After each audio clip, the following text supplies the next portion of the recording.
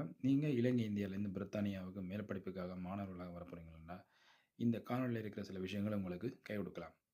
நீங்கள் முதலாவதா லண்டன் சிட்டியா, இல்ல அவுட்டர்லயா நீங்க உங்களோட யுனிவர்சிட்டிய சூஸ் பண்றீங்கன்றத பொறுத்து தான், உங்களுடைய ஃபியூச்சர்ல இங்க நீங்களோட வேலைவாய்ப்பு, உங்களோட லிவிங் காஸ்ட் எல்லாமே தீர்மானிக்கப்படும்.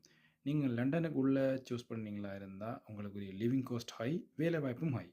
ஆனா அவுட்டர்ல சூஸ் பண்ணீங்களா இருந்தா, உங்களுக்குரிய வேலைவாய்ப்பு குறைவு. அதே நேரம் லிவிங் காஸ்ட்டும் குறைவு. நீங்க தான் முடிவெடுத்து உங்களுக்கு லண்டன் சிட்டி மீன்ஸ் லண்டனுக்குள்ள நீங்க எடுக்க போறீங்களா? இல்லாட்டி அவுட்டர் லண்டன்ல எடுக்க போறீங்களான்றத முடிவெடுக்கணும்.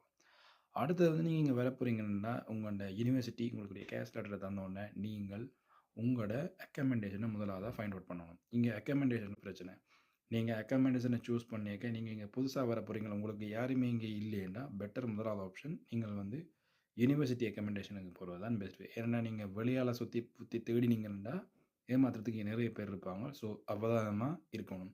அப்படி உங்களுக்கு இங்க நண்பர்கள், உறவினர்கள் இருந்தா, அவர்களூடாக நீங்கள் கதைச்சு உங்களுக்குரிய ரெக்கமெண்டேஷன் நீங்க எடுத்துக்கொள்ளலாம்.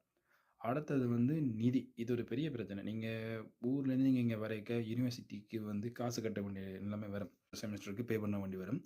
ஸோ ஈச் செமஸ்டருக்கு நியர்லி ஒரு £4000 கிட்ட ஸ்பெண்ட் பண்ண வேண்டி வரும். ஸோ இதெல்லாம் உழைச்சு பே பண்ணுறதுக்குரிய நிலைமை கொஞ்சம் கஷ்டமா தான் இருக்கும். ஸோ அதால நீங்க பேக்கப் பிளானா எப்பயுமே ஒரு ஸ்டூடெண்ட் லோனோ, அப்படி இல்லாட்டி உங்களோட சொந்த காசையோ இதுக்கு ஒதுக்கி வச்சுட்டு வர்றது ரொம்ப நல்லது. அடுத்தது இங்க இருக்கிற வேலைவாய்ப்பு. வேலைவாய்ப்பு இங்க தேடி எடுக்கிறது ரொம்ப கஷ்டம். அதுக்கான எடுக்கவே இயலாண்டு இல்ல. தேடி எடுக்கலாம். பட் நீங்க இங்க கனவு உலகத்துல வரக்கூடாது. இங்க அப்படி வேலை தான் வேணும், இப்படி வேலை தான் வேணும்னு வந்தீங்கன்னா, கடைசியில நடு ரோட்ல தான் நிக்க வேண்டிய ஒரு நிலைமை உங்களுக்கு உருவாகலாம். நீங்க எந்த வேலை என்றாலும் நீங்க இங்க செய்வீங்கன்ற ஒரு யோசனையோட வந்தீங்கன்னா, உங்களோட வாழ்க்கை தரத்த கொஞ்சம் கொஞ்சமா மேல உயர்த்திட்டு போய் ஒரு நிலைமைக்கு நீங்க போகலாம்.